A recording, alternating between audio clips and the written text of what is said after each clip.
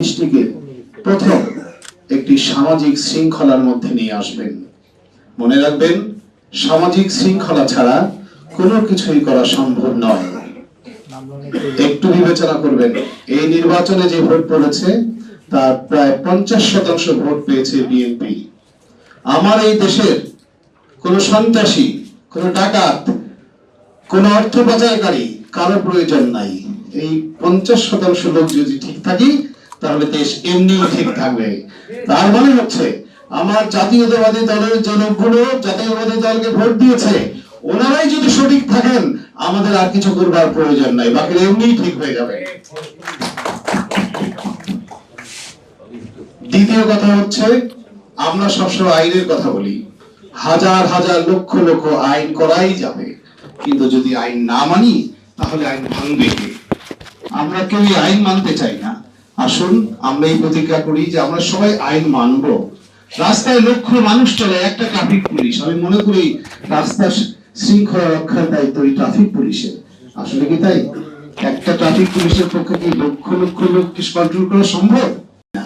সুতরাং এখানে law enforcement বড় কথা নয়, এখানে হচ্ছে আইনকে মান্য করা আসল কথা। আমরা প্রতিজ্ঞা করব যে আমরা নিজেরা আইন মানব, খুব কম কথা বলবো। আসলে খুব বেশি বলার নাই। আমার এখানে যারা বিজ্ঞ বক্তা আছেন অনেক ভালো ভালো কথা বলেছেন।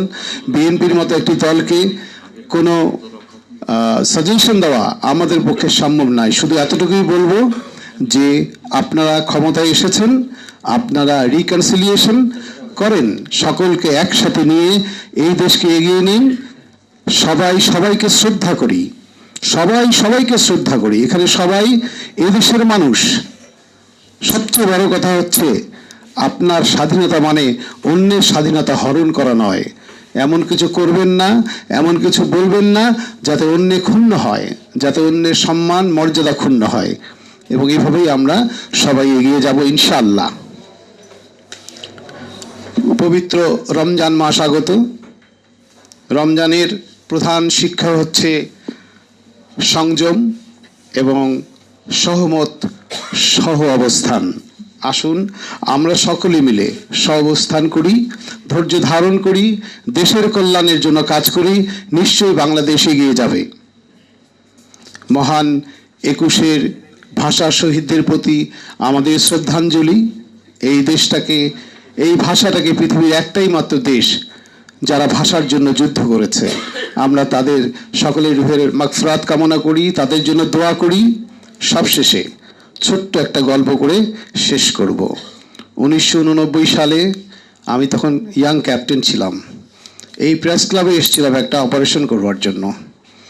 তখন অনেক গণ্ডগোল হচ্ছিল এখানে। তখন প্রেস ক্লাব এরকম ছিল না, রাস্তাও ছোট ছিল।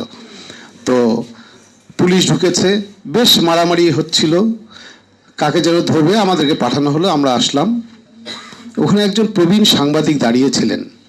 আমাকে হাতটা ধরে বললেন, ক্যাপ্টেন সাহেব আপনারা ভিতরে যাবেন না। তো আমি একটু অবাক হয়ে দেখলাম, ন্যাচারালি আমি ইয়াং মানুষ।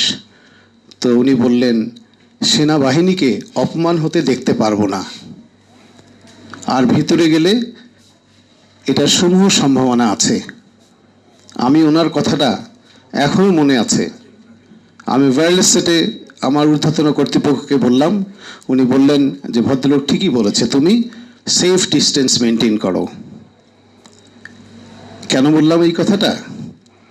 আমরা এই দেশের যত নাগরিক বিএনপিকে ভোট দিয়েছে, 17 বছর পর যাদেরকে নির্বাচিত করে এনেছে,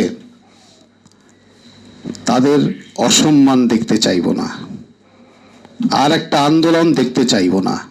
আমরা চাই ওনারা সুন্দরভাবে সঠিকভাবে দেশটা পরিচালনা করুক। আমাদের চাহিদা খুব কম, আমরা যেন আমাদের জায়গায় নিজ নিজ কাজ করতে পারি, এতটুকু নিশ্চয়তা আমি চাই। আপনারা সবাই ভালো থাকবেন, সবাই সবার জন্য দোয়া করবেন। আল্লাহ হাফেজ। বাংলাদেশ জিন্দাবাদ।